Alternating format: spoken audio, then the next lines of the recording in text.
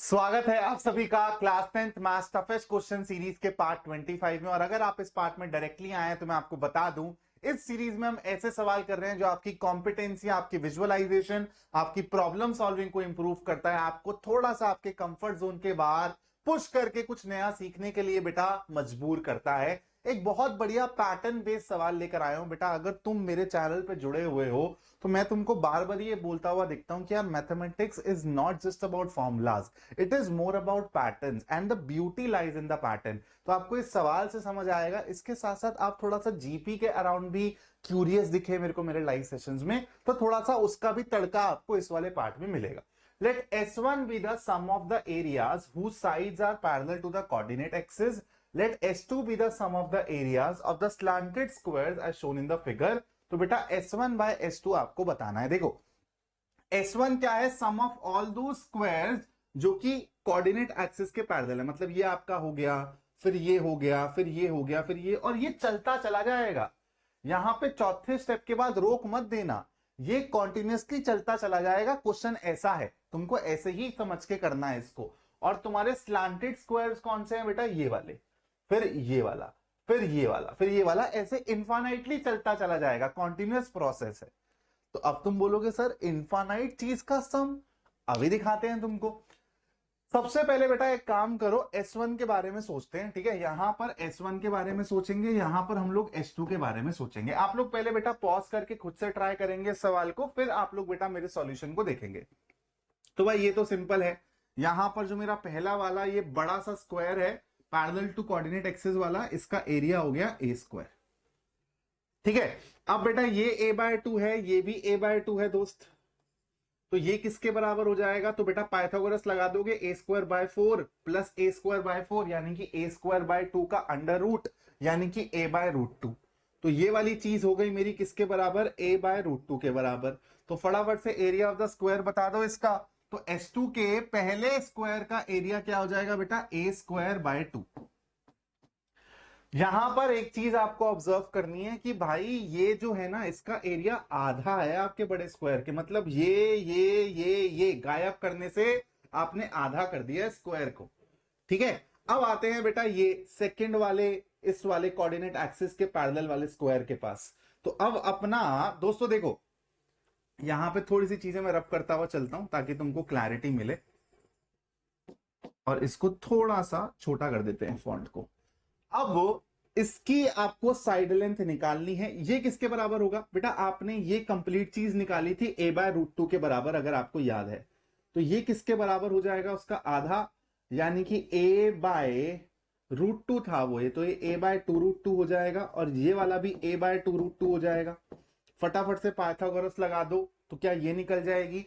तो बेटा a²/8 का सम करोगे, a²/4 मिलेगा, रूट करोगे, और a²/4 ही चाहिए। रूट क्यों कर रहे हो? क्योंकि अल्टीमेटली करना तो तुमको स्क्वायर ही है एरिया के लिए। तो a²/4 आएगा सेकंड वाले ये वर्टिकल स्क्वायर का। अब सेकंड वाले स्लांट से स्क्वायर का देखो, यहां पर तुमको दोबारा से पैटर्न ऑब्जर्व हुआ कि यहां से ये चीज और आधी हो गई। मतलब ये स्लांटेड स्क्वायर से जब तुम सेकंड वाले वर्टिकल स्क्वायर पे गए बेटा, दोबारा से एरिया आधा हो गया, है ना। अब देखो, अब आ जाओ ये सेकंड स्लांटेड स्क्वायर पे, इसको दोबारा से बेटा मैं रब कर देता हूं। अब तुम आ जाओ ये सेकंड वाले स्लांटेड स्क्वायर यानी कि इस पे। अब तुमको ये चीज पता चल चुकी है कि सर इसका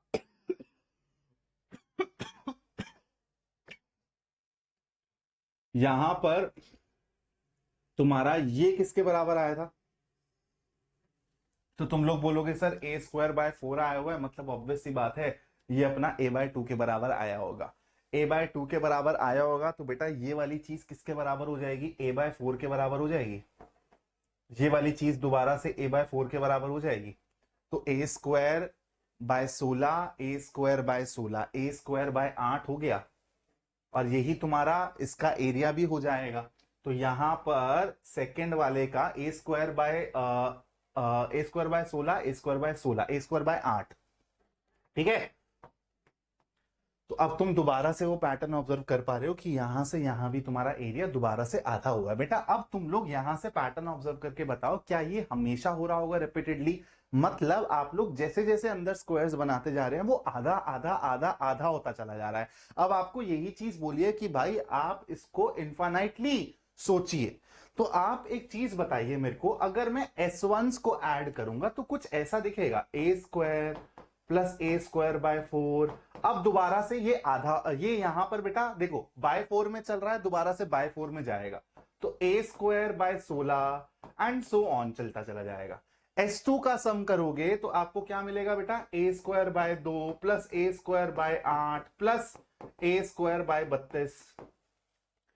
अब एक बात बताओ, तुमको ये रिलेशन दिख रहा है कि यार यहां पर ए स्क्वायर बाय 2 है तो यहां पर ए स्क्वायर है दोस्त, यहां पर ए स्क्वायर बाय 4 है तो यहां पर ए स्क्वायर बाय 8 है, यहां पर ए स्क्वायर बाय 32 है तो यहां पर ए स्क्वायर बाय 16 है। अगर ऊपर से मैं हर टर्म से 2 कॉमन निकाल लूं तो तुमको नीचे वाले बंदे नहीं मिल जाएंगे। अब ये यहीं पर ही खत्म हो जाता है या फिर इनफाइनाइटली जाए, मेरे को फर्क पड़ेगा क्या, बोलो? क्योंकि है तो सेम ही चीज ना बेटा, यहां पर आएगा 8, यहां पर आएगा 32, ठीक है, ए स्क्वायर बाय 32 और ऐसे ऐड करते, ये चीज कटनी ही है बेटा। तो ये इनफाइनाइटली भी जाता रहे, ये चीज कटनी है, मतलब ये तुम्हारा आंसर है। मतलब कितना खूबसूरत चीज है कि इस ऐसा सवाल इतना पैटर्न पे बेस्ड है कि तुम्हारा जो पहले वाला ये स्क्वायर था वर्टिकल वाला, और पहले वाला जो तुम्हारा स्लांटेड स्क्वायर था, उसी का ही रेशो आपका आगे भी चलता चला जाएगा। तो यही रेशो जो है वही आपका यहां पर S1 बाय S2 भी है। और आप लोग बेटा थोड़ा सा जीपी को लेकर क्यूरियस दिखे तो मैं आपको बता दूं, यहां पर आपको जो ये टर्म्स दिख रही है ना, ये जीपी हैं। ए स्क्वायर फिर a square by 4, a square by 16, 1/4 multiply करते हुए तुमको नेक्स्ट टर्म्स मिल रही है ना, ये जीपी का कॉन्सेप्ट है। अब यहां पर मैं तुमको एक और बहुत खूबसूरत चीज बताता हूं। जैसे मान लो तुम्हारे पास तुम 200 रुपए से चालू कर रहे हो और तुम आधा आधा खर्च करते चले जाओ, मतलब तुम्हारे पास सेकंड दिन 100 रुपए बचे, फिर तुमने दोबारा से इसका आधा खर्च कर दिया, तुम्हारे पास 50 रुपए हो गए, फिर तुमने दोबारा से खर्च कर दिया 25, फिर दोबारा 12.5, ऐसे तुम लोग चलते चले जाओगे चलते चले जाओगे। पता है तुम कितना अमाउंट खर्च कर दोगे? तुमको बहुत अजीब लगेगी ये बात सुन के, लेकिन बाद में तुमको इसका कॉन्सेप्ट चमकेगा। अभी सिर्फ क्यूरियोसिटी तुम्हारी डेवलप होगी तो तुम इसके बारे में और अच्छे से समझ पाओगे। मैंने क्या बोला, तुम्हारी पहली टर्म 200 है, फिर 100 है, फिर 50 है, फिर 25 है, फिर 12.5 है, आधा होता चला जा रहा है। और ये जब तुम इनफाइनाइटली ऐड करोगे तुमको पता आंसर क्या मिलेगा, जो ये पहले वाले भैया होता है ना, इनका 2 गुना। ये एक जीपी है बेटा, इनफाइनाइट जीपी, जिसका सम निकालने का फॉर्मूला होता है ये A/1 माइनस आर। आर क्या होता है? वो कॉमन रेशो।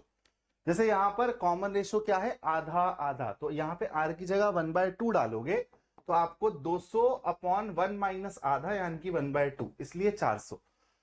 तो आप ये चीज देखो कि कितनी खूबसूरत है। अगर कोई सी भी चीज पूरे के पूरे जहान में आपको ऐसे दिखे, ऐसे पैटर्न में दिखे कि भाई आपका मान लो 1000 से कुछ चालू हो रहा है और आप इसको कॉन्जिक्यूटिवली आधा आधा गिराते चले जा रहे हैं, 500, 250, 125, आप इसको इनफाइनाइटली भी ऐड करोगे ना तो आपको समेशन क्या मिलेगा? इसका 2 गुना, यानी कि 2000 पे जाके कन्वर्ज हो जाएगा। इसके बारे में थोड़ा सा और आप लोगों को 11th में जानने को मिलेगा। अभी सिर्फ और सिर्फ आपकी क्यूरियोसिटी के लिए मैंने ये चीज मेंशन करी है। लेकिन ये सवाल देखो, इसमें मैंने कहीं पे जीपी वगैरह का प्रयोग नहीं किया। ये सवाल एकदम आपके फाउंडेशन के हिसाब से बेटा एप्ट है। लेकिन ये सवाल आपको पैटर्न ऑब्जर्व करना सिखाता है कि यार अगर एक बार ये पैटर्न ऑब्जर्व हो जाए तो कितनी आसानी से आप ऐसी ऐसी प्रॉब्लम्स को क्रैक कर सकते हो। Thank you so much for watching this video. जय हिंद दोस्तों।